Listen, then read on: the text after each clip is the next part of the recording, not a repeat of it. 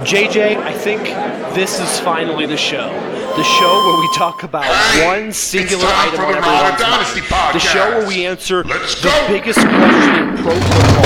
Everyone loves the inside joke. Now it's time to share it. Today we talk about why do these players hit so darn hard? Amen. Now, that was a shout-out to your wife, Michelle Wenner. Really quickly, to start this off, I've got to get the story behind this. Do you think that she's going to listen and hear us talk about her favorite topic? Yeah, she'll listen for the first 2 minutes while we're saying this. Welcome to the Rider Dynasty podcast. Go on with her life. With Ryan Bickerstaff, my wife loves football, JJ Wenner, especially her hometown and your Patriots, host, which goes Michael over very well in my Kloss. house. However, when she watches a game, she cringes every time there's a hard hit or whenever a player stays down after a play because she's a mother and she cares about them. So whenever we would discuss the upcoming podcast, she would always ask me if we were going to discuss her favorite topic. Why do the players have to hit each other so hard? So every week I tell her we're going to talk about it. And then when she asks me how it went, I said we didn't get to it. But this week, honey, we got to it. That's right. And they hit so hard because it's fun. Now, of course, this is the Ride or Dynasty podcast. I am your host, Michael Kloss. We're just having way too much fun with inside jokes here as we kick the show off. Today we're talking tight end rankings. You heard it from five-star husband JJ Wenner. We're also joined by Ryan Bickerstaff tonight. How are you this evening, Ryan? I'm feeling a little uneasy about my semi-heavy investment in Colts players for my fantasy teams this offseason. I can understand that. It's going to get a little dicey coming up, too. Also, is certified athletic trainer Nick Mirabito also with us. We've got a lot to cover with you tonight, Nick. Are you ready? Well, Michael, I was thinking about holding out, but I finally got my hands on a Shut Air Advantage helmet that was made after 2010, so I guess I'm going to be good to go. Yeah, you better not. You better reconsider. Remember the contract that you wrote with JJ? That's right. That's right.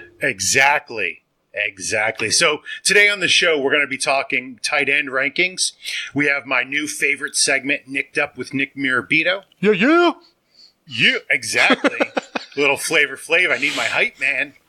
We'll check in with him in a few minutes, and he'll dish on the injuries and recovery of players you need to know about. But first, let's get to the news desk.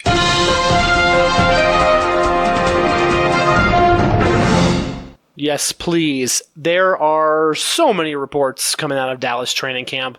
It's fun to pick and choose, but we're going to talk about Dak Prescott and whether they're bogus or not, with questions about who are leaking these reports. Supposedly Dak Prescott, in the midst of trying to get a contract, is seeking $40 million. He might have turned down a $30 million contract. Let me ask you, Ryan, how do you see the Cowboys working this out with deals to play what you would think would be their top three offensive players? Michael, I'm really not sure how the Cowboys are going to perform the accounting gymnastics it's going to require to pay all the players Dallas needs to compete for Super Bowls. The salary cap this year is $188 million. That number increases to $200 next year, and Dak wants $40 million of that.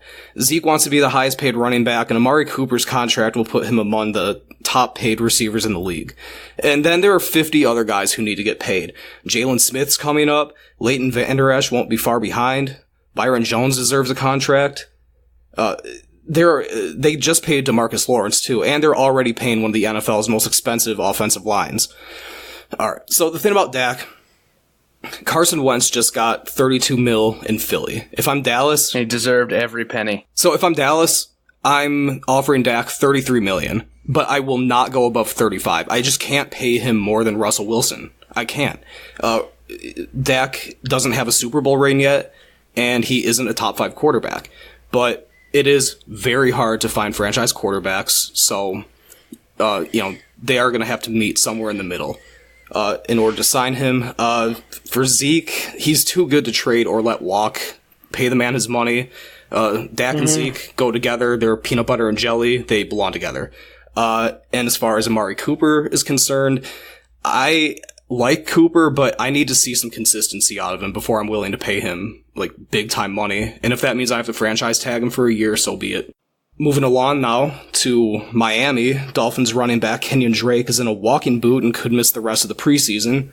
Are we worried about his fantasy value going forward? I'll pick this one up with an assist here from Nick if you want. He says it's nothing crazy, right? Brian Flores says it could, quote unquote, be a while, but hopefully he'll be ready for the season. I was penciling him in as a top 15 back, and I am I don't know if I'm ready to walk back on that, but it is certainly making me nervous. Nick, is there what even is the injury? Do we know? Yeah, right now we don't know. They haven't released an official, what exactly the injury is. So there's really no way to know. But this does maybe open the door for Kalen Ballage, because if you're not available, it's going to be really tough to keep getting those reps. Makes sense. JJ, you want to hit us with maybe some quick hits of news? Yeah, just a couple of quick things that popped up today. Emmanuel Sanders of the Broncos is on track to start week 1. Making a very fast recovery from his injury last year. Jimmy G threw 5 straight interceptions at practice today, which is pretty horrendous. Pretty Nathan Peterson-like. Odell Beckham missed practice with a hamstring pointer? I don't even know what that is, but I'm sure Nordic hamstring curl would help. Case Keenum and Josh Rosen are both starting to lead the QB race for their respective teams. And that's it. Yeah, I think it was hip pointer with Odell. But hamstring pointer does not exist. Hip pointer, for sure. Are you sure? Yep, 100% positive. I'm pretty sure I have a hamstring pointer right now. I'm not sure Nathan Peterson exists either. What is it, Peterson? No, he said Peterman. No, he said Peterson. It is Peterman. Yeah, that guy still haunts my dreams. I heard Peterman, so I'm going with it. Anyways, this is the perfect segue, at least I'm making it that way, to get into our segment, Nicked Up with Nick Mirabito. Now, I'm going to dive right in, Nick. So, Ryan alluded to it earlier. There's concerning news out of Colts camp. Andrew Luck hasn't seen much of the field this training camp. We've heard different reports, I feel like almost every day, with it was a calf strain, a high ankle issue, and now a, quote, little bone issue. Can you take us through the smoke and let us know what's going on here with Andrew Luck? Yeah, look, this whole thing stinks. Last night, Colts GM Chris Ballard had a conference call with beat reporters, which I listened to today, which, by the way, is just awful. They're all on speaker. They all talk over each other. It's brutal. Brutal listen. But basically, to summarize everything that he said, it started as a calf strain back in March. They had an MRI that confirmed it was a calf strain. Okay, and then as we got into training camp, he started to complain of pain more in the ankle area as opposed to the calf. So they're clearly very different areas. They started to treat it as a calf injury, but it wasn't getting any better. So a few days ago, they sent him to a specialist to come up with a concrete diagnosis.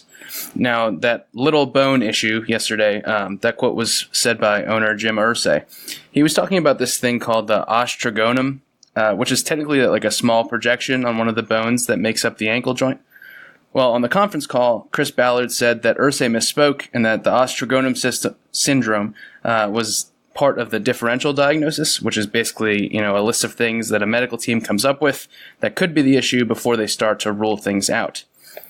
So according to Ballard, that was ruled out by the specialist through the use of an injection that kind of numbs the area. Pain doesn't go away, so they start to look elsewhere. Now, Chris Ballard says that the Colts finally believe they have the correct diagnosis of that high ankle issue, and that they can proceed with confidence that it can be corrected with rehab and won't need surgery. But he wouldn't go as far as saying that he would be ready for week 1. So, do you see this as something that could linger into the season? It's been reported that he's not going to play in the preseason at all. As far as preseason, Chris Ballard said that they were going to limit his action anyway. But because there's such a moving target here from calf to ankle, it's impossible for me not to be concerned, right? So I know they claim to finally have a diagnosis, which is good, but this has been an ongoing issue, and it pains me to say this because I love Andrew Luck. I just think he's a good human being. But at this point, you have to be concerned for his status at the start of the season. So, with that being said, JJ, I'm going to shoot this over to you. How do you see this affecting the Colts' playmakers on offense, number 1? And number 2, do you see anything, any value with Jacoby Brissett if Luck misses time? Well, obviously, Luck not starting would have a tremendous effect on all the Colts position players for this season. But in Dynasty, you aren't going to really bump them down too much. And you're not going to start trading people if he's only going to be out a few weeks. Brissett is an interesting player to roster, especially in Superflex or 2 QB leagues. He may have a shot to start somewhere else next season. However, if you're in redraft or 1 QB, he really has zero value. Now, just one other point. So you said that the calf and ankle aren't really, like, they don't share any. So they, correct? Obviously, they're in the same type of area, but the two injuries that they're describing seem very distinct and different. And Chris Ballard said last night in his conference call that they don't believe that they're connected. Is there a possibility that Andrew Luck has cankles? That is very possible. I'll tell you what, I'll do some digging, and next week I'll get back to you on that one. Because it might be a cankle pointer. A cankle pointer, yeah, no. You know what? I'll tell you what. And you might actually it might be named after you, the Nick Mirabito syndrome. There it is. Book it. I love it. I've always wanted a syndrome, so that's perfect. I've always wanted a syndrome. Nice. All right, so to keep it rolling and back to Dallas, Amari Cooper is dealing with plantar fasciitis. Yeah, say that 5 times fast. Man, why do you guys give me these hard words? That's caused him to miss the last 6 practices. Now, Amari Cooper is not a good player. And Jason Garrett said yesterday that he's making progress, and we're certainly not going to rush him back. He's getting closer and closer. He's working on the side, so we don't think this is a long-term thing. But we just want to be deliberate in bringing him back. Nick, what's going on? How do you view this news? Yeah, so plantar fasciitis is a pretty painful injury. Like, it hurts a lot, and the prognosis really depends on the severity. So the plantar fascia is this thick connective tissue that runs along the bottom of the foot, and it can severely limit a player's ability to push off. And it's really tricky because if it's not managed correctly, it can continue to linger from that constant stretching every time a player goes to push off when he's running, which perpetuates that inflammation and keeps the pain there. Right now, the Cowboys obviously seem confident. You read that Jason Garrett quote there. We're still a few weeks away from the start of the season, so I wouldn't panic yet because it still has some time to heal. However, if it gets closer and he's still dealing with this still missing practice, you should prepare yourself for a slow start for Amari Cooper. But it is something that can be managed during the season, but it's definitely going to hamper him a little bit if it lingers. Now, I know it's not one of those injuries that necessarily heals and goes away, that if he doesn't rest it enough, he may strain it again and suffer more injury to it? Yeah, correct. So it can, until it is completely ruptured, it can continue to cause pain if you don't let it heal. Actually, I've read cases where players actually, from a pain perspective, prefer it to have completely ruptured. So, it'll rupture, and then after, whatever amount of time, the pain goes away, and they're not constantly stretching it if it's completely ruptured.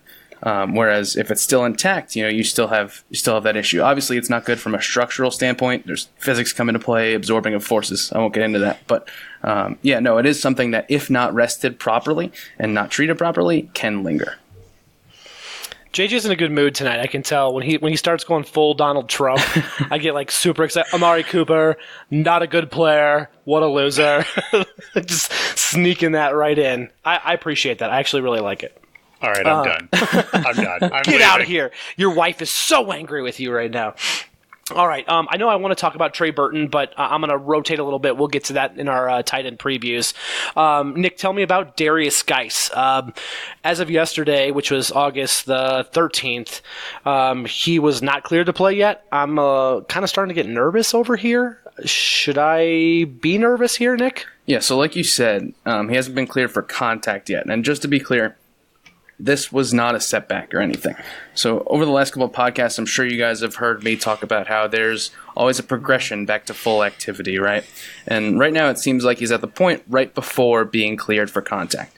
He's doing sports-specific activities. He's participating in everything at training camp except for live hitting sessions, which is good. It's still something to monitor. I talked about this before, how it was kind of complicated. He had an infection at one point. But just because he hasn't been cleared yet doesn't mean he won't be fully cleared soon, because he is, like I said, at that pre-clear kind of area there. And I think we can expect Washington to maybe start him a little slow, but as the season starts to go on, as long as he responds well, he could take over that backfield and make a really big impact for them and for fantasy owners. Nick, one last thing about Washington. Ryan had actually brought up talking about Trent Williams prior to the show. And although he doesn't really have a fantasy impact, I think talking about Washington and their medical staff in general is something that has come up with Trent Williams, that he has no faith in that training staff as a whole. We saw with Alex Smith and Derrius Guice that they had these infections. I know Tampa Bay a few years back, everybody got staph infections. It was like an Oprah show, but negative. Yeah. So what's going on with the Washington? I mean, I know you don't know, but why are all these people upset with the Washington? Yeah, look, obviously, I'm not in there, so I don't see the day-to-day. I actually know that the head team physician. I know who she is. She used to work at UPMC when I was in Pittsburgh. I forget her name, but I know she worked there. Look, sometimes players just lose trust in the people that are taking care of them. It's hard for someone from the outside to call a medical staff incompetent when you don't see the day-to-day, when you see things like last year. I mean, they did a pretty good job of keeping Adrian Peterson on the field. He's certainly not an easy task, so some of these things happen, and it just happens. It is what it is. That's the special kind of insight that we can and have grown to expect from Nick week to week. That was Nicked Up with Nick Mirabito. Yeah! All right, so we're going to let that roast a little bit. I was really excited, but it is now time for our main event. We're talking tight end rankings. And just like we did with our quarterbacks, running backs, receivers, we're breaking down our consensus tight end rankings. We're going to break down the top 24. And by the way, if you want to circle back and listen to those previous rankings episodes, hit us up on Spotify, Apple Podcasts, our website, riderdynasty.com, or on Twitter at riderdynasty. And remember, we're looking at a 3-year window with these rankings. This is the only way to play Dynasty, in our opinion. A 3-year window is ideal. And while you want to think long-term, a lot can happen after 3 years. So let's get to it. We're going to get right into the top 24. We'll highlight any disparities and try to settle any ties that we come across with some good old-fashioned debate. So, JJ, you want to get us started with numero uno? Absolutely. Number 1 is Travis Kelce, who was our consensus pick. Over Kelce's career, he has averaged 116 targets, 82 receptions, 1,050 yards, and 6 touchdowns a season. He has the same offense back, maybe with an added weapon in Hardman. He will be Mahomes' number 1 target in a pass-happy offense. They win a lot. He's 29 and rarely misses time. An easy consensus pick for our number 1 Dynasty tight end. Following him, we have number 2, George Kittle. Now, Kittle had 88 receptions for 1,377 yards last year and 5 TDs, and he finished as the tight end 2 behind Kelce last year. Now, although I ranked him number 2, I am a bit worried about him replicating that production this year. Sure. For 3 reasons. 1, he has played 9 games with Jimmy Garoppolo. His extrapolated stats for a full season with Jimmy G would put him at 72 targets, 50 receptions, 762 yards, and 3.5 TDs. You're saying not the number 2 tight end here. Correct. That would put him behind Trey Burton last season. Number 2, there is a much greater competition for targets on a team that only had 532 total targets in 2018. Last season, Kittle received 25.5% of the total targets. The 49ers added wide receivers Deebo Samuel and Jalen Hurd in the 2nd and 3rd round, respectively. They traded for Tevin Coleman. They still have Pettis, Kendrick Bourne, Goodwin, Matt Breida, and Juszczyk, who gets a lot of targets. So there's going to be a lot of competition, and I don't know if he's going to replicate it. Number 3, his great season equaled a 4-12 record. Do we expect the same plan will suddenly have different results, right? Isn't that the definition of insanity? Doing the same thing and expecting different results? Shanahan is a smart coach, and he's going to tweak his game plan to try to win more games. Now, overall, I am not saying to not draft George Kittle. Draft him, but be wary and don't reach on him. Yeah, absolutely. Completely agree, JJ. And I'm going to talk about number 3 here, rounding out the big 3 at tight end. We have Zach Ertz, one of my personal favorites. Zach Ertz is one of those guys that's really good at football. Breaking news, right? We could have talked about that in the beginning. He's making jokes. All right. I thought I was going to be the only one to laugh. Felt really awkward there for a second. It's good. I routinely make jokes, and nobody laughs. So, last year he set a record for receptions by a tight end with 116 receptions in that season. He was 3rd in yards, 3rd in touchdowns for a tight end. And it really doesn't matter who's under center because Zach Ertz always gets open. He's a great route runner and is arguably the best in the league at creating leverage and man-to-man and finding spots and zones. Ertz had a target share of 26.4% when Wentz was under center and 24.4% with Foles. So when you're drafting Zach Ertz, I don't think you need to worry about who the quarterback is. He's always going to be open. I personally have him at number 3, and that's not because I think he's the 3rd tight end from a talent perspective. It's just because the Eagles have a ton of weapons. They added Deshaun Jackson and J.J. Arcega-Whiteside to the wide receiver core, and we've seen Dallas Goedert start to emerge as another tight end threat. And we'll talk about Dallas Goedert in a little bit, but look, despite all these weapons, Ertz is still the most talented pass catcher on the Eagles, Wentz's favorite target, so you should continue to see big things from him. So we really didn't organize the tight ends into tiers, but essentially if we did, I think that we're all agreed that that's tier 1, right? I would disagree. George Kittle and Travis Kelce are clearly the tier 1. Zach Ertz and Evan Ingram are only 0.3 apart. See, I would say Kelce is his own tier, and then Ertz and Kittle could kind of go back and forth there. But I see what you're talking about, at least from a consensus standpoint. Dang, that was just supposed to be a throwaway line. You were all supposed to agree with me. JJ always says absolutely. I was hoping to fish in for one, and I didn't get it. I'm absolutely, Michael. Well, then let's go into number 4, and we're going to talk about Evan Ingram. I am really excited at the prospect of watching Ingram in this offense this year. Now, a lot of people aren't excited about the Giants, but think about it. Golden Tate suspended the first 4 games. I think Daniel Jones is going to look to Ingram as the primary receiver. Yes, I did say Daniel Jones, not a certain Eli Manning. In the last 2 seasons, Ingram was top 5 in PPR points per game, just coming under, it was George Kittle and Gronk, who's 3rd on that list, obviously no longer in the NFL there. He was 7th in yards per game among tight ends last year. Now, while that stat might not be the most telling in the world, he did miss 5 games, right?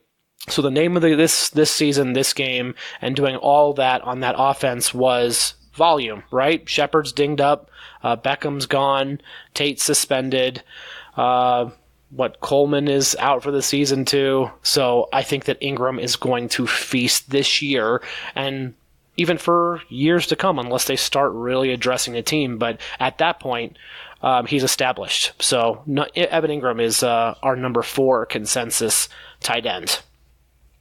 At number 5, we have the real number 4 tight end, which is O.J. Howard. Howard was on pace for 54 receptions, 904 yards, and 8 touchdowns last season before getting hurt. That stat line would have given him 192.4 PPR fantasy points, which would have placed him as the tight end 6. He tied for 5th in fantasy points per game at 12.1, and at only 24 years old, Howard is just entering his prime. His best years are still ahead of him. The receiving core in Tampa is still loaded, but it's leaner in 2019 after the losses of Deshaun Jackson and Adam Humphries. In other words, I am not worried about target share being an issue whatsoever. Mike Evans, Chris Godwin, and O.J. Howard will all get theirs. The addition of offensive mastermind Bruce Arians at head coach is huge, and the Bucks could field one of the league's most prolific offenses as long as he's coaching in Tampa, and Howard will be a big part of that. Yeah, they were like the third best offense last year without Arians, so yeah, good possibility to go up. Yeah, for sure. Yeah, I'm expecting big things this year. Absolutely. So at number 6, we have Hunter Henry, and he's a guy who's dealt with his share of injuries early in his career. He tore his ACL in May last year, but I don't think there's any health concern at this point. He was able to return at the end of last year and is coming into the year 100% healthy. If you remember, he came back for the divisional round last year. I'm pretty high on Henry this year, and going forward, I think he has a lot of talent. He's still only 24 years old, filled with potential.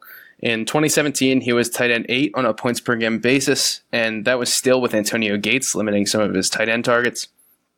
While injury may not be a concern for Henry anymore, the situation around him does prevent him from being higher up on this list. I think you have to be concerned about Mike Williams taking away some red zone opportunities from him and vulturing some touchdowns. And when projecting 3 years out, you have to take into account the age of Phillip Rivers. So a lot of upside with Henry, but I think his ceiling is a little limited. So we like to do things on the fly. JJ is going through our show doc and now is putting our tight ends into tiers. So that was our very own tier 3. Does that sound good? And we'll jump into tier 4, which is at the 7th spot. Remember, you're looking at these tight ends on a 3-year window, and as you draft and think about that, remember you try to want to stay at the top of the tier. At our 4th tier, again, number 7, our consensus is TJ Hawkinson, a rookie of the Detroit Lions. Now, we all know Detroit doesn't use or barely uses their tight end, right? But why would you draft him where you did and then not use him? I think they've got a reason to use him now.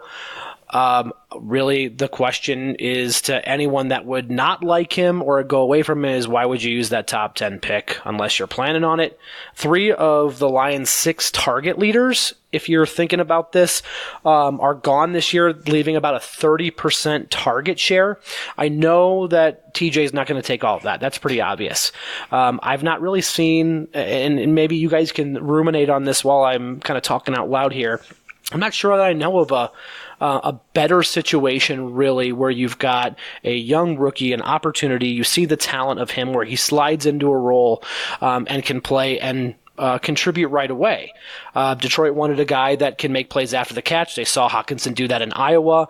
Also, there are reports out of camp, and then also Kirk Ferentz has talked about in interviews that he's a great pass blocker. So I like him even more because the potential to actually stay on the field, run routes, and pass block, or just at least block, period, is astronomical to me. He's just a big buy. TJ Hawkinson at number 7.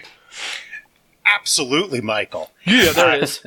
Coming in at number 8 is Austin Hooper. Austin Hooper is one of my favorite players. He's entering his 4th year. He's only 24 years old. And his best quality is his consistency. He is an okay receiver. He's only an average blocker. As a safety valve, he doesn't really break many big plays, but he is young, consistent, and in a great offense. Hooper will never be a threat to be a top 3 fantasy tight end. If that's what you're looking for, do not draft Austin Hooper. However, Hooper will provide a low-risk, low-end tight end 1 on your Dynasty roster for the next 3 years. Moving along to number 9, we have Mark Andrews. Dang, do we really? Yeah, and I have Andrews as one of my breakout candidates for 2019. I know I talked about him on the pod before. That's awesome. Right. He's the only receiving threat in Baltimore that showed any chemistry with Lamar Jackson whatsoever last year. And Jackson, he wasn't even enough of a threat as a passer, as a rookie, to be considered pedestrian. He just wasn't very good. But Andrews didn't seem to be affected by that. So I think that bodes very well going forward. He finished as the tight end 17 in PPR. As a rookie, he had 34 receptions, 552 yards, and 3 touchdowns. Rookie tight ends don't tend to fare so well, and so those are pretty respectable numbers. I'm predicting a top 12 finish for him in 2019, and he could even flirt with 1,000 yards, which would put him closer to the top 5. I think that he is going to be the go-to target in Baltimore, and he will be a solid tight end 1 option for at least the next 3 years. He's the number 16 tight end on Sleeper currently with an ADP of 151. That's the 13th round, and that's what I call a steal. Ryan, very bullish there on Mark Andrews. And I'm going to talk about a guy here at number 10 who I am also very bullish on in fantasy and in real football, Dallas Goedert. So this is where I had him ranked. I had him ranked at number 10. And thinking about it, I might even move him up a little bit higher. Goddard is 6'5", 250, and watching him play, he looks a lot like Zach Ertz on the field. He's really good at getting open, and he's actually a little better than Ertz after the catch. He had a really nice rookie year last year, and every beat writer in Philly is talking up Dallas Goedert and the idea of the Eagles playing a lot of 12 personnel this year. Last year, they led the NFL in 12 personnel, and I see that gap getting even bigger this year. And while I think Goddard does have some standalone value, if anything were to happen to Zach Ertz, I don't know about you guys, but I'd put him as a top 3 or 4 tight end in fantasy. So, I know we don't normally talk about tight end handcuffs in fantasy, but I think Goddard is a guy that has a lot of value. All right. Well, we have the only tie in the tight end rankings now. And how do we settle ties on the Rider Dynasty pod? We fight to the death. Not with a duel or baby oil wrestling match. You're my boy, Blue. But with the little game we like to call opportunities and obstacles. I was way off. You were way off.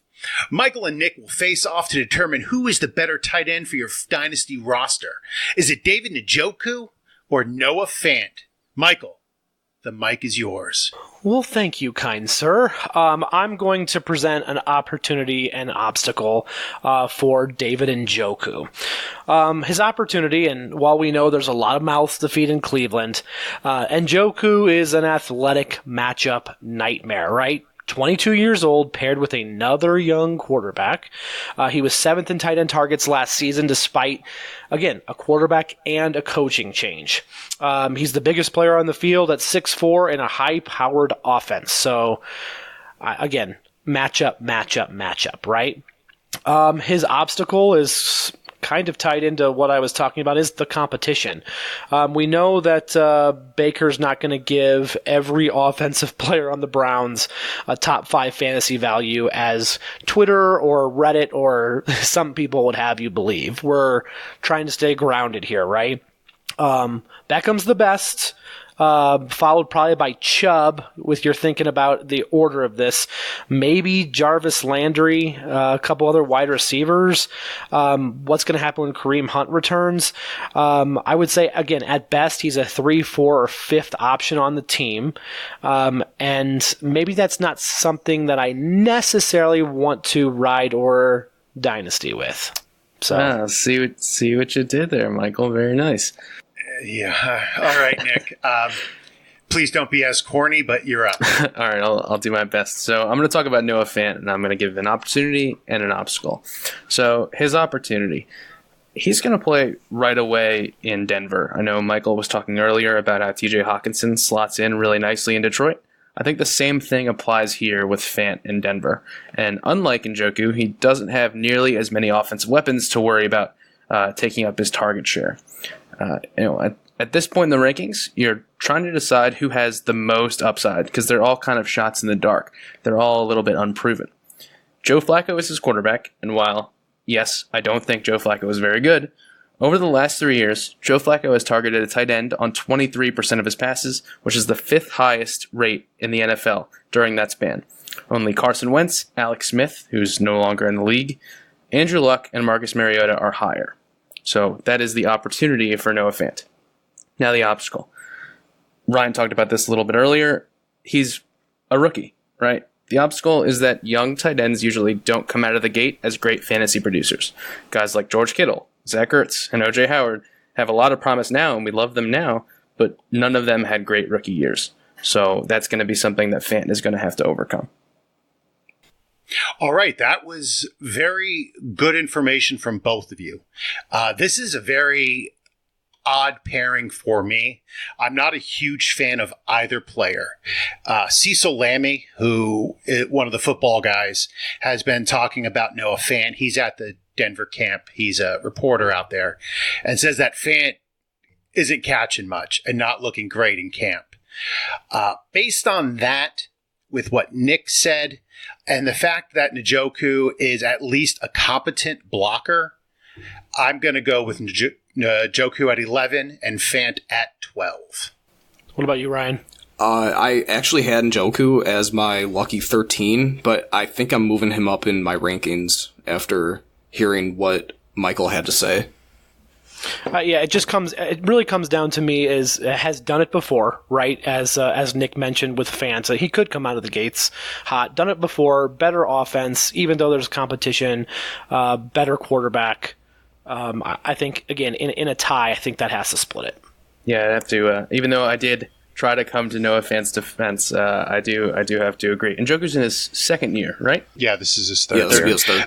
And I appreciate everybody's feedback, but unfortunately, your opinions don't matter. I'm judging this one. So, Njoku wins.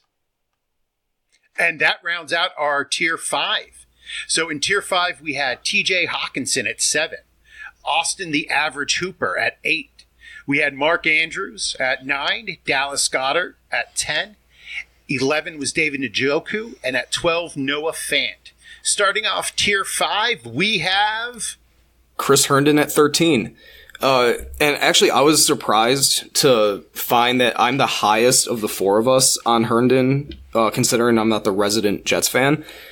But, he finished as the tight end 16 in PPR formats last year. So that was one spot ahead of Mark Andrews.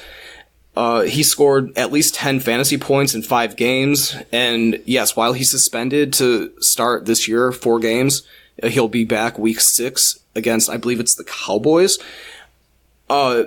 Look at the chemistry Sam Darnold and Chris Herndon displayed down the stretch last season. And that was with both of them as rookies.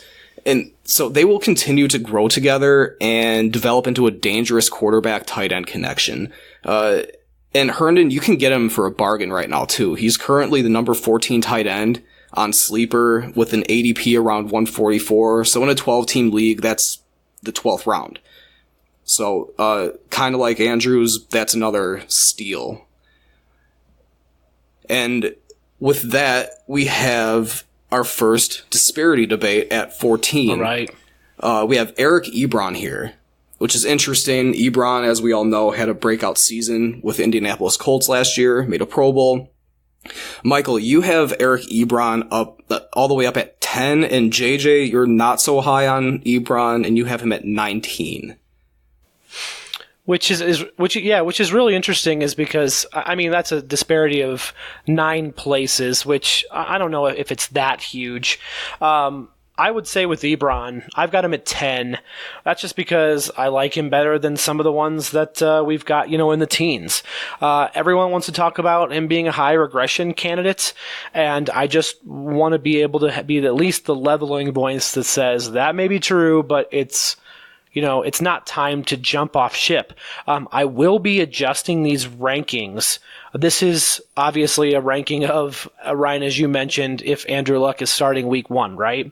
The pass catchers obviously being downgraded. I will say that, Colts putting 28% of their targets to tight ends.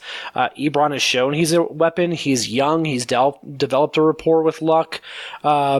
I don't think that he'll get a 19%, touchdown rate like he did last year. But again, he, to me, in rankings is ahead of people like Fant, Goddard, Burton, Thomas, Cook, and again, Herndon in my rankings. So that's where I have him.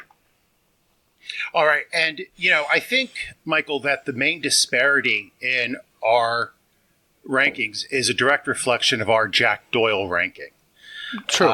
Last year, in games where Ebron and Doyle were both healthy, Doyle played in twice as many snaps as Ebron. Pro Football Focus has Doyle with an overall grade of 72, which is higher than Ebron at 66.3. Doyle is the better football player. He is a better run blocker, and he's a better pass protector. Ebron may get some more red zone targets, but not enough to overcome playing half of the snaps as Doyle. That's why I have him rated so low. Yeah, it makes absolute sense. I am again, when I look at Ebron, as I mentioned, it's going to be hard to replicate what he did last year, but I think that people are afraid that come down to earth means little or next to nothing. And again, there's no guarantee that Jack Doyle's not going to have another injury. I'm not going to pick that, but Ebron, again, in his first year proved that he could play with luck, and I'm gonna keep writing it until he shows me otherwise. So are we now getting two turns to speak? Ryan, you're running this thing here. What's going on? I split the middle between you guys. I have Eric Ebron at 14 in my rankings. I think I'm leaning a little more toward JJ here, just because I do like Jack Doyle, and I don't think that he's going to play double the snaps that Ebron does, but it might be pretty close to a split, and it's going to bring down the fantasy value of both players. Are you happy? I got to talk twice, you got to talk once, and you still won. I'm gonna rain on JJ's parade here, because that is something that I just love to do. I love to rain on JJ's parade. I'm gonna side with Michael here. He had him at number 10. I had him at 11, and I think, JJ, you talked about how the snap share goes with Doyle and Ebron, but I think the big difference there is him in the red zone. Andrew Luck loves tight ends in the red zone, and I just think Eric Ebron is such a mismatch there. And when it comes to these tight ends, I think you have to kind of look at who has the touchdown upside. Now, I don't think he's going to do what he did last year. That was insane. But I do think he is going to be a high touchdown guy. So I'm going to side with Michael on that one. And before JJ cuts me off, I'm going to go with number 15 here. We have Jared Cook. And Jared Cook finished as tight end 5 last year in PPR formats, and that was in Oakland. He signed a 2-year deal with the Saints this offseason. So there's a clear QB upgrade. While I think you'd be crazy to think that he's the next Jimmy Graham in New Orleans, it wouldn't surprise me if he continued to produce as a top 12 tight end for the duration of his contract. There are some things that are holding him back, though. Number one, we've been bitten by the New Orleans tight end hype before. If you guys remember Kobe Fleener, I don't know about you guys, but I fell for that one. What about Josh Hill? Remember when Josh Hill was the hot off-season best ball signing? I don't, but I'll take your word for it. Maybe I was too young for that one. So back to my list here. Number 2, Breeze is getting up there in age, and you don't know how long. I'm sorry, I'm still laughing at that last one. Oh, that's great, Josh Hill. Keep going. What a pull. Yeah, so look, Breeze is getting up there in age, and you don't know how long he's going to play. And number 3, the New Orleans running game and defense, we've seen that improve over the years. It's continued to improve, so the Saints aren't going to have to throw the ball like they did back when they had Jimmy Graham and, yes, Josh Hill. So there is reason for optimism, but there's still also reason to have some cause to pause with Jared Cook. All right, at 16, we're looking at Ian Thomas, and Ian Thomas is really exciting to me kind of as a prospect. He averaged 12.3 PPR points per game in the last 5 weeks that he saw action. Saw at least 5 targets per game, including that blow-up game, which was 11 targets in week 14 versus Cleveland. Everyone's going to talk about Greg Olsen, right? Might cut into that opportunity in 2019. All of us are right around the same area of like a 15 or a 17 ranking, so clearly none of us really think that Greg Olsen's going to be too much of a problem for Ian Thomas, because the cream rises to the top here, and Greg Olsen is old. God. Also, can be an up and down producer, but I'm going to go this way and say I think that he could be, a next fantasy star. I am personally trying to buy as many shares as I possibly can right now, while his stock is seemingly at its lowest with the return of Greg Olsen. I think people can kind of see through that a little bit and have been buying, but he's a definite buy or hold for me. That's great. Now just go over the Tier 5, because that finishes our Tier 5 tight ends. At number 13, we had Chris Herndon. At number 14, we had Eric Ebron. At 15, we had Jared Cook. At 16, we had Ian Thomas. And at the start of Tier 6, we have Trey Burton. And he's coming off what is commonly called a sports hernia surgery. And just to be clear, that term really bugs me because it's not really a hernia. Okay, it's more of a general term for an injury to a muscle that inserts on this bone in your pelvic area called the pubic bone.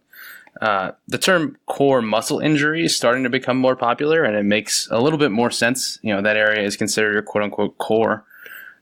Last year, if you remember, Burton mysteriously missed the playoff game against the Eagles because of a groin injury. And, well, what people call the quote-unquote groin muscles are the muscles that attach on that pubic bone. So that's where that injury is coming from.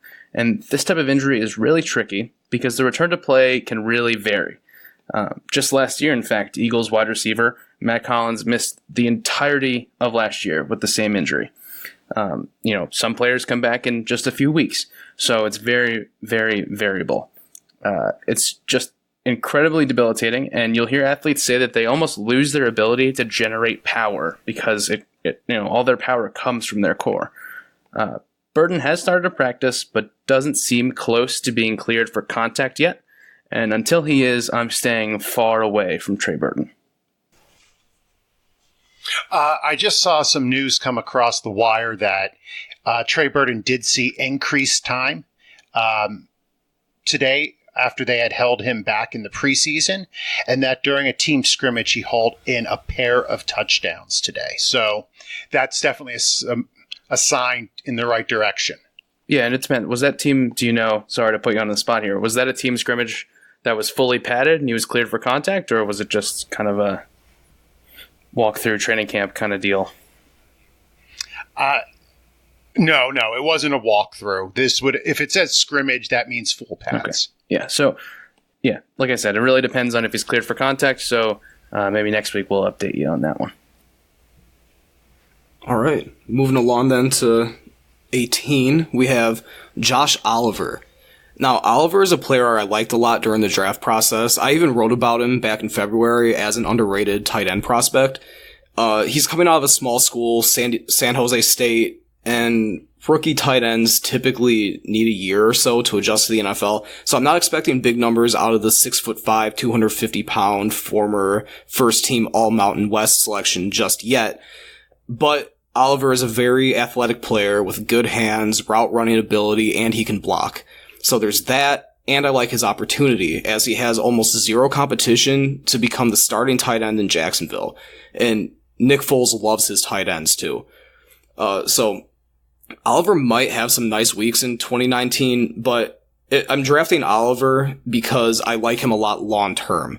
And his ADP is currently around 256, so you can take a flyer on him late in drafts and just cash in when he does hit. Yeah, and especially right now, Oliver is dealing with, I believe, a hamstring pointer. Actually, it's just a hamstring injury, and it is unclear if he's going to be available week 1 of the regular season. So, absolutely, I think with that news especially, he might be slipping a little bit further down in drafts, Ryan. At number 19, we have my favorite guy, Jack Doyle. Doyle is a steal at 19. He is only 28 years old and is 1 year removed from getting 108 targets in this offense. He is the tight end with whom Reich and Luck are the most comfortable. When in crunch time, they trust him to do what is needed on the field. And that was shown in every game that he has ever played with Ebron last year and in previous seasons. Now, with the possibility of Brissett starting, that is also a plus because they had significant chemistry during the season that Luck missed with injury. Moving on to number 20 is Kyle Rudolph. Now, the Vikings wanted to get rid of Rudolph this offseason because they drafted Irv Smith. Then they watched Irv Smith in real life and said, hey, I think we should re-sign Rudolph. Now, is he exciting? No.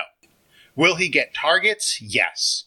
His contract is solid for the next 3 years, so I am confident that he will be on the Vikings for the foreseeable future. So expect him to be a mid-tier tight end 2 with a few tight end 1 weeks.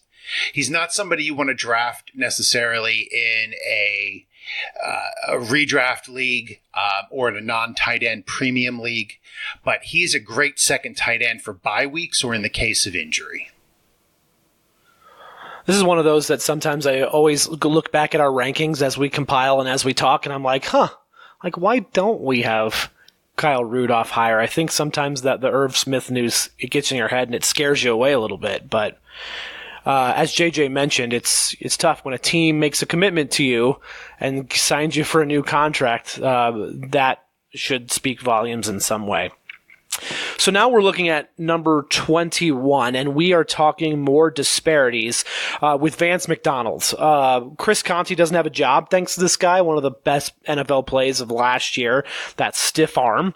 Ryan, you've got Vance McDonald at 16 overall. JJ, you're coming in, at number 32 in his rankings. Ryan, would you start off with why you have Vance at 16? Yes. If there's any tight end active right now who could have a late career breakout, it's McDonald. He's a physical, athletic player. You already mentioned the stiff arm. This guy's a freak athlete. It's been discussed ad nauseum, but Pittsburgh lost Antonio Brown, which frees up 168 targets.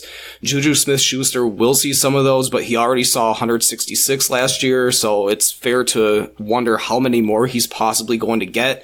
James Washington's a bit of a wild card for me. Deontay Johnson will probably be good, but he's a rookie. Dante Moncrief, are any of you betting on him? No? Alright. And there's no more Jesse James either fighting for reps at the tight end position. So my bet is that McDonald, who saw 72 targets in 2018 and finished as the number 10 tight end in PPR, will be the largest beneficiary of Brown's vacated targets, and he could see in the ballpark of 100 targets. So, said that, my ranking of 16 seems a little low. However, I'm considering that McDonald is a 29-year-old tight end who has an extensive extensive history of injuries and inconsistency. And JJ's laughing, so I would love to hear what you have to say. Ryan, I love you. Sometimes you really make me smile. Vance McDonald is entering his 29-year-old season. I think we can count the number of 29-year-old breakouts on one hand and still have enough fingers left to let you know what I think of this pick. So Vance McDonald received the most targets of his career last year with 72. His previous high was 46. Ryan's prediction is that he can get upwards of 100 targets this year. So last year, he was only on the field for 428 pass plays, and for 25 of those, he blocked. So do we really think he's going to be targeted on 25% of his routes? Now, Mike Tomlin averages 76 targets to his tight end 1 per season, and the only reason it is that high is because of Heath Miller. In fact, since Heath retired, the tight end has only averaged 66 targets. And Vance McDonald is not Heath Miller. Now, McDonald's contract allows him to be cut after this season, saving the team $4 million. So let's see what happens. Now, he may have 1 year of production left, but I wouldn't bet on him holding value beyond 2019. And since we're doing a 3-year ranking, 1 out of 3 isn't very good for me, and that's why I had him so low. I mean, that makes sense, JJ. I'm looking at the prospect of this year and then maybe next year on like a 1-year deal. I don't really see Pittsburgh having a whole lot, as backup. What is it? Xavier Grimble is the backup. We don't really know what's happening with Roethlisberger, but I could trust a Mason Rudolph or something like that throwing the tight end. I have Vance McDonald slotted kind of right in the middle of the two of you. So I agree with a lot of your points, but I'm going to go with his opportunity to have a prove it this year. If he gets cut, he gets cut. But I don't know that I can side with either one of you because I can't put Vance McDonald that high, but I don't know necessarily that I think that he's, in the 30 range. I kind of like him where I have, so I'm gonna call myself a winner on this one. Congratulations, Michael. Good job, Michael. Jesus Christ! I don't even know how you live with yourself. That's a brilliant move.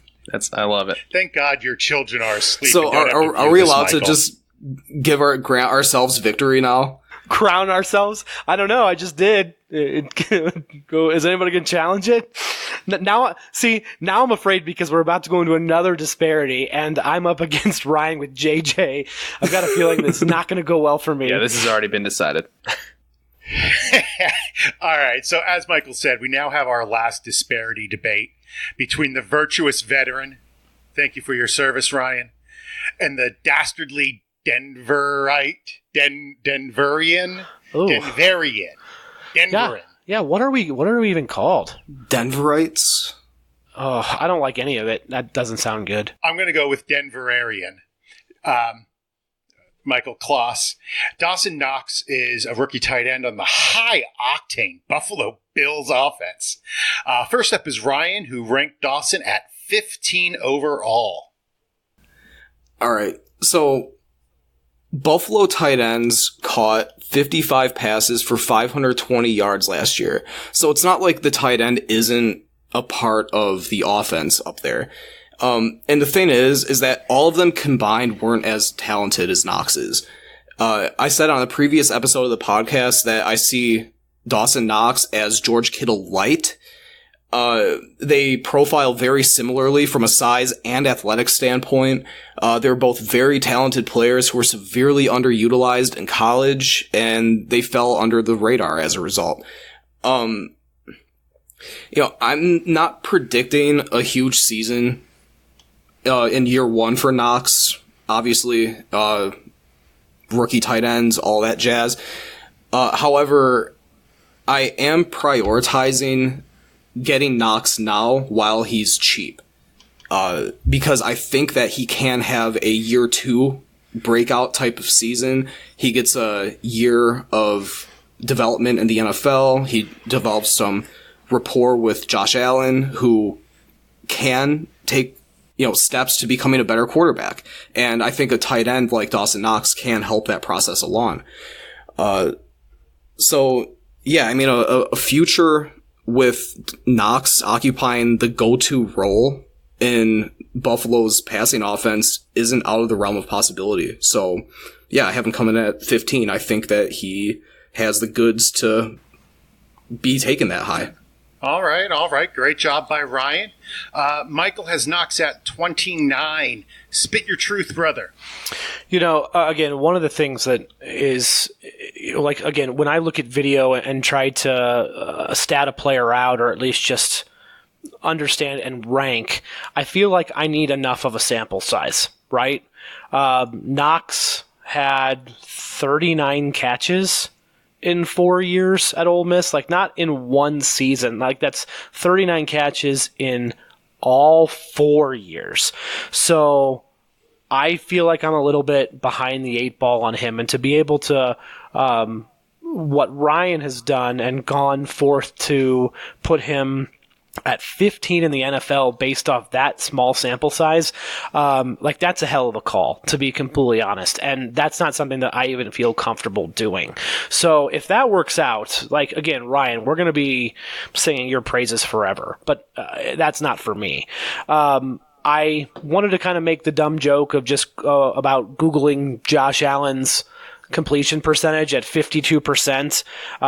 Couple that with the other target share that you've got to get from tight ends and wide receivers.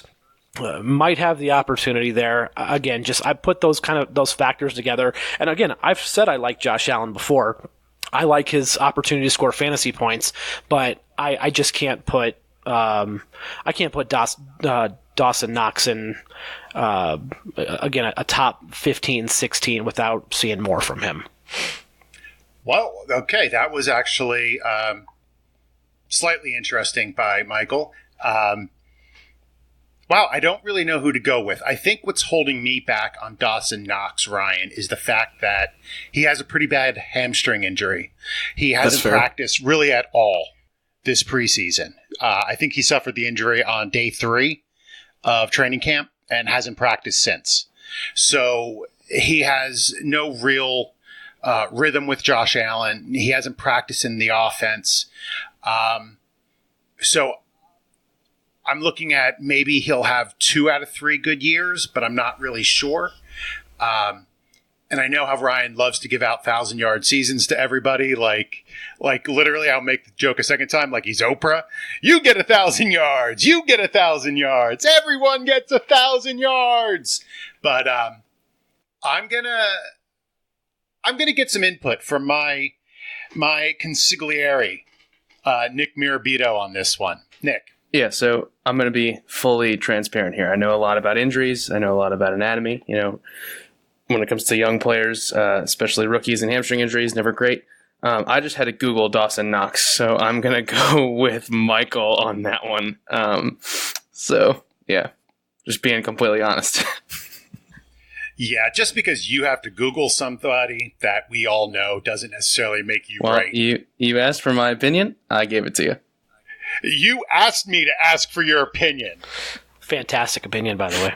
Clearly Thank you, Michael. Thank you. So I have to go with the clear winner that both Nick and I agreed with, and it's Ryan. Told you it was going to happen that way. Yeah, and I disagree with Ryan 100%, and you're not winning anything, Michael. All right, so coming in at number 3 is Jace Sternberger. Little known fact, Jace is the son of Mary Steenburgen of Step Brothers fame. She played the mother. I didn't know if you guys knew that. No, I didn't. Yeah, it's not true. They have 2 different last names, but they kind of sound alike, so I figured I'd go with it. You are the devil, sir. So Jace was drafted by Green Bay in the 3rd round of the 2019 draft. He's a solid receiver, but a poor blocker. He has average measurables. Jimmy Graham is the entrenched starter who is well liked by Rodgers, and we know how important that is on a Green Bay offense. For this reason, I don't see Jace getting many targets this year outside of a Graham injury. He may grow into a tight end 1 role, but I don't think that if we're looking at this 3-year window, so the next 3 years, maybe he'll be a tight end 1 for that next 3-year window. But I don't see him doing anything in this 3 years. All right. I think that's a solid take. I'm not a really huge fan of Green Bay tight ends in general either. So we're going to wrap up our top 24 then with Irv Smith.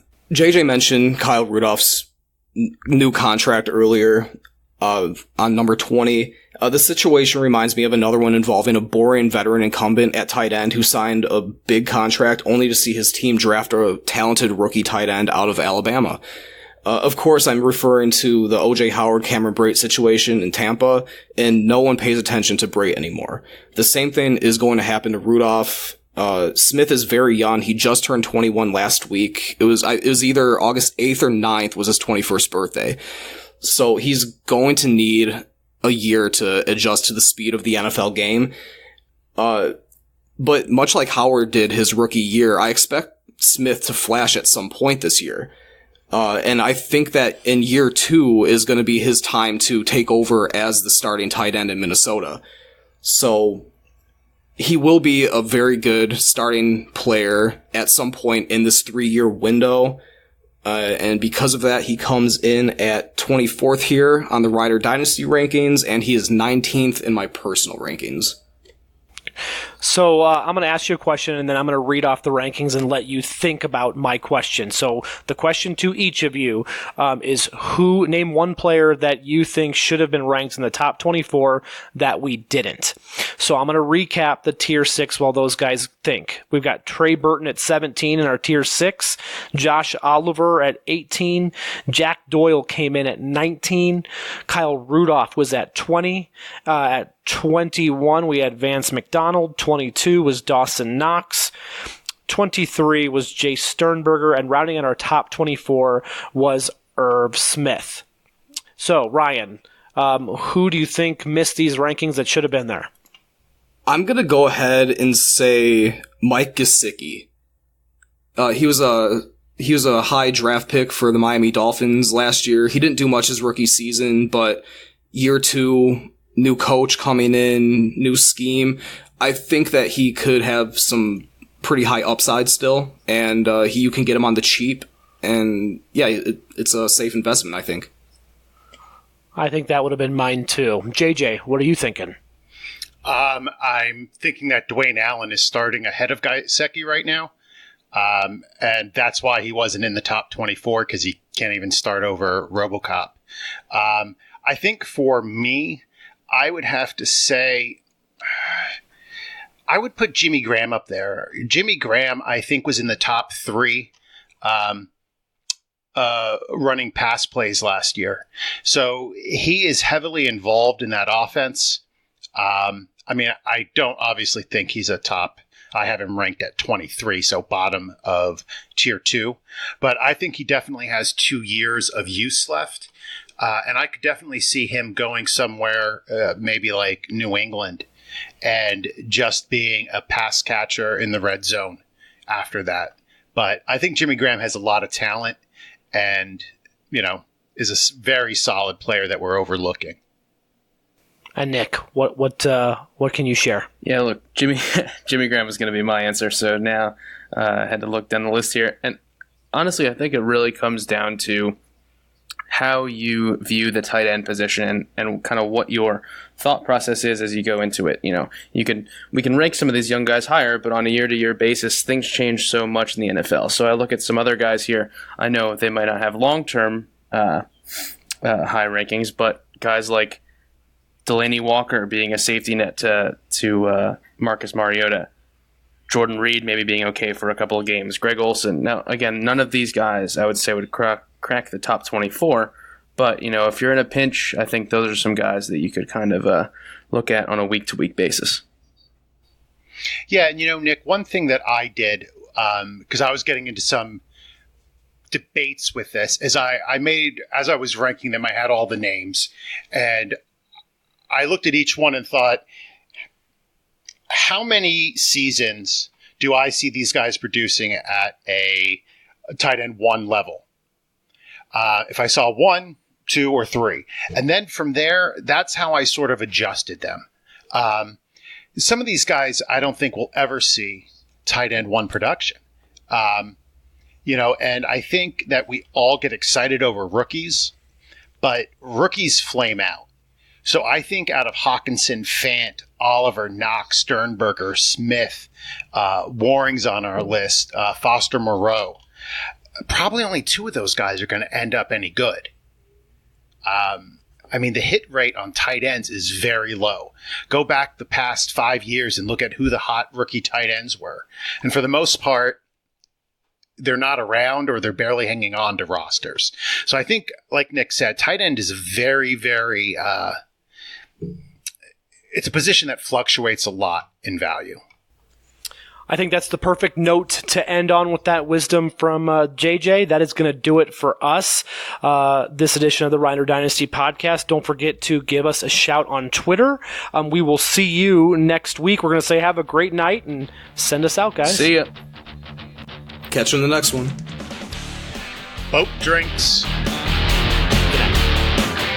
Thank you for listening to the Ryder Dynasty podcast. If you have enjoyed the pod, please subscribe and leave us a rating and review on iTunes. Follow the guys on Twitter at Ride or Dynasty. You can follow JJ at JJ Wenner. Ryan is at BixPixFFB. And Michael is at Michael S. Kloss. Check out our website, rideordynasty.com. And remember, we have your back.